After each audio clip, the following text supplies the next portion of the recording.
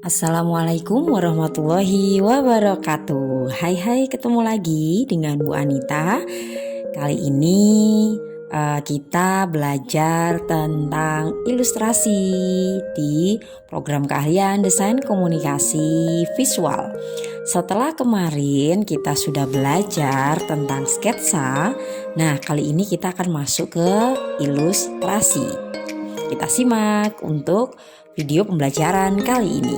Nah, untuk selanjutnya kita masuk ke peta konsepnya terlebih dahulu.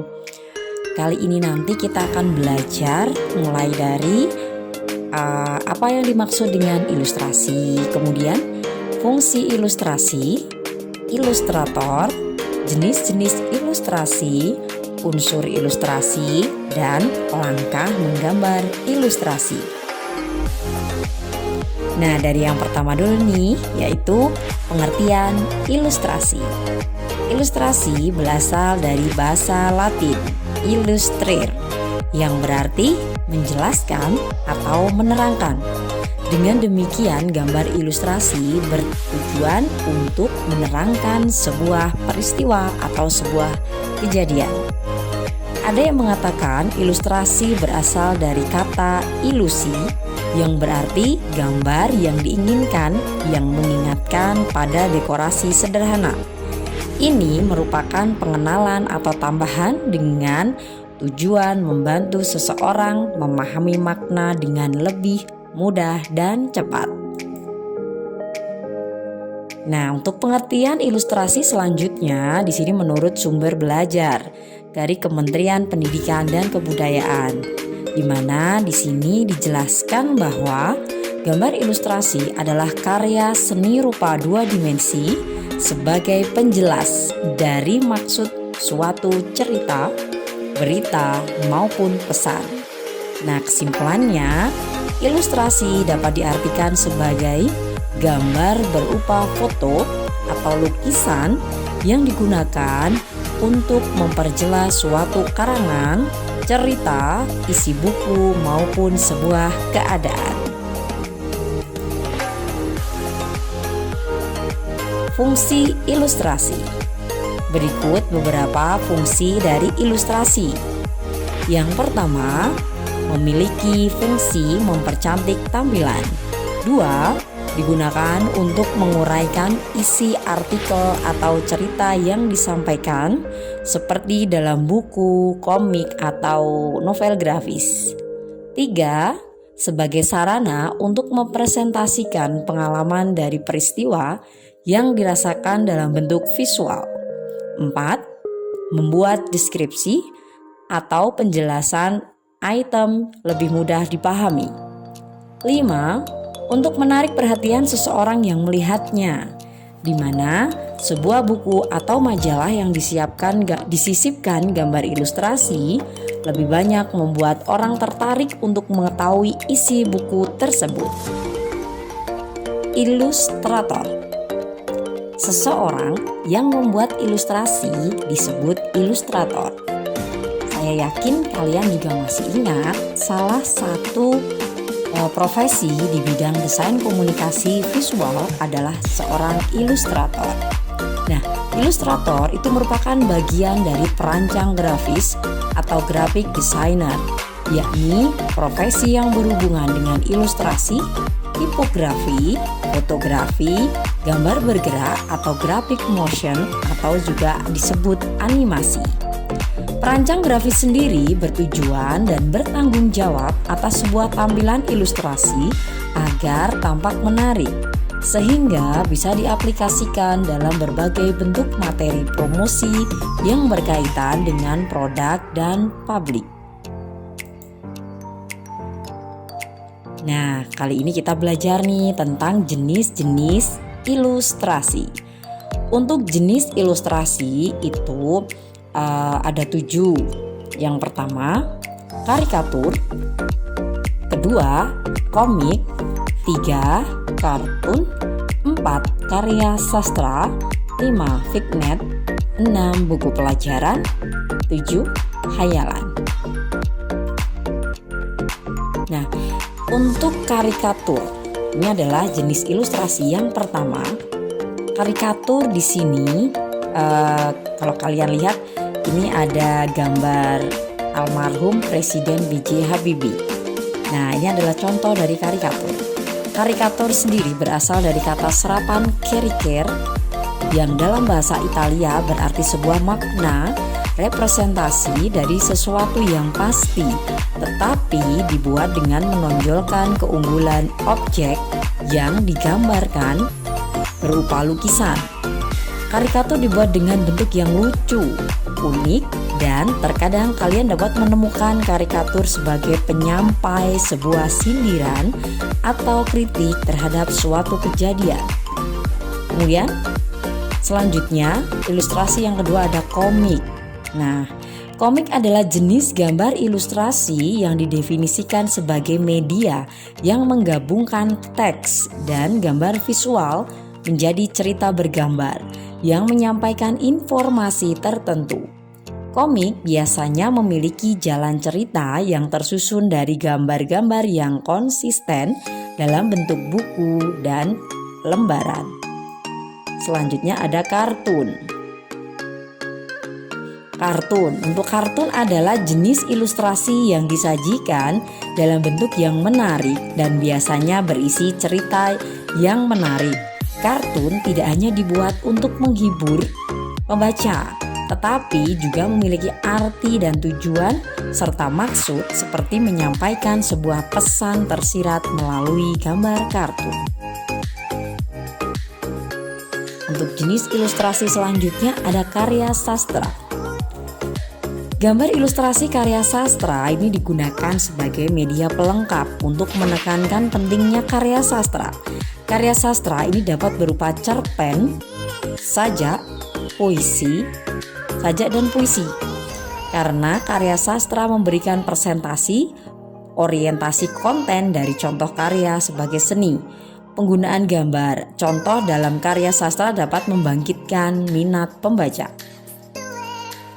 Selanjutnya ada vignette. Gambar ilustrasi vignette adalah gambar yang disisipkan untuk membuat narasi itu lebih bermakna. Hal ini digunakan pada saat kalian memiliki gambar yang dapat mendefinisikan narasi yang dimaksud dengan menyisipkannya untuk mengisi ruang kosong di atas kertas yang berisi narasi. Selanjutnya ada buku pelajaran. Kalau di sini Bu Anita memberikan contoh cover bukunya, ya. Gambar ilustrasi buku pelajaran adalah jenis lukisan yang memiliki kemampuan untuk menjelaskan teks dan peristiwa, baik secara ilmiah maupun dalam bentuk gambar parsial. Jenis gambar contoh buku teks berupa alam, bagan, dan foto. Nah, silahkan diperhatikan untuk karya hayalan. Nah, di sini karya hayalan.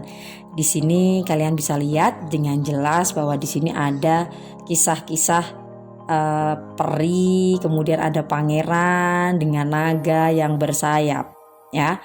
Nah, untuk karya hayalan ini berupa sejenis citra keteladanan yang dihasilkan dari daya khayal kreasi atau pengolahan imajinasi. Jenis gambar ilustrasi hayalan ini banyak terdapat pada ilustrasi cerita, kartun, novel, dan roman. Selanjutnya ada unsur-unsur dari gambar ilustrasi. Yang pertama ada manusia, 2 hewan, 3 tanaman, dan yang terakhir objek lain. Yang pertama unsur manusia. Untuk menggambar ilustrasi manusia, kalian perlu memahami dan menguasai proporsi dan anatomi tubuh manusia, baik orang dewasa maupun anak-anak. Proporsional adalah perbandingan sebagian atau perbagian atau bagian dengan seluruhnya. Anatomi adalah letak tulang dan otot yang menentukan cembung utama, sekunder, dan cekung. Apakah menonjol atau tidak? Tubuh manusia yang menentukan bentuk tubuh secara keseluruhan. Yang kedua, unsur hewan. Unsur ilustrasi hewan tidak jauh berbeda dengan unsur ilustrasi manusia. Dalam hal ini, kalian harus menguasai proporsi dan anatomi. Jenis dan bentuk hewan dapat dikelompokkan menjadi hewan darat, udara, dan laut. Yang ketiga ada unsur tanaman. Ada dua cara untuk menggambar ilustrasi berbagai jenis tanaman. Artinya, menggambar tanaman secara sederhana dan lengkap. Saat menggambar ilustrasi tanaman sederhana, tanaman tidak digambar secara detail, tetapi hanya berupa gips dalam bentuk tanaman. Gambar lengkap ilustrasi tanaman dirinci dari perbagian digambar dengan hati-hati. Untuk objek lain, unsur objek lain adalah berbagai macam objek alam, objek buatan, dan objek imajinasi manusia.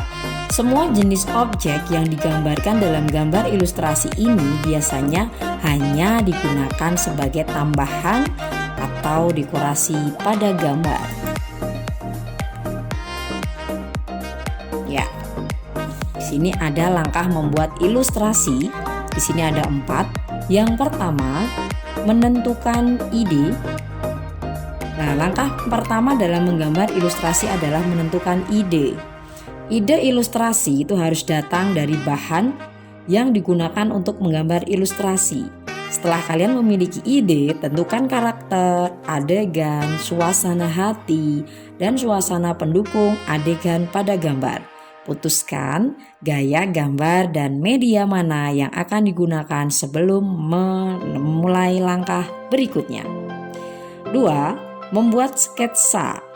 Setelah ide ditentukan, langkah selanjutnya adalah membuat sketsa atau membuat gambar desain. Pensil biasanya digunakan untuk membuat sketsa karya seni. Ada juga yang langsung dapat menggunakan pensil warna, krayon, cat air, tempat tinta, dan yang lain. Sketsa biasanya berupa garis-garis sederhana yang masih mewakili desain sederhana global. Untuk langkah yang ketiga, melakukan pewarnaan. Setelah membuat sketsa, langkah selanjutnya adalah mewarnai. Hal ini dilakukan sesuai dengan hasil yang diharapkan saat mewarnai desain gambar ilustrasi. Gambar ekspresif dilakukan dalam 2 gaya, yaitu pola realistis dan pola tidak realistis, seperti ekspresionisme, impresionisme, abstraksi, dan lain-lain. Yang terakhir ada langkah penyelesaian akhir. Langkah terakhir adalah penyelesaian proses menggambar dengan mengamati hasil gambar secara keseluruhan. Jika gambar masih belum sempurna, kalian dapat memperbaikinya dengan proses ini. Nah, sampailah kita di penghujung video pembelajaran. Untuk quote kali ini, ini ada quote dari Mahatma Gandhi. Hiduplah seolah-olah kamu akan mati besok. Belajarlah seolah-olah Anda akan hidup selamanya.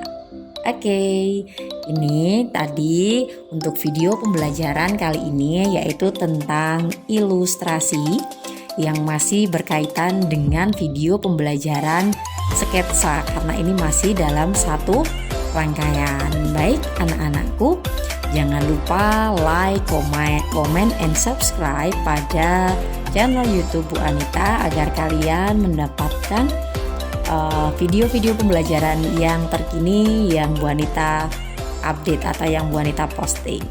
Oke, selamat belajar, sehat selalu. Assalamualaikum warahmatullahi wabarakatuh.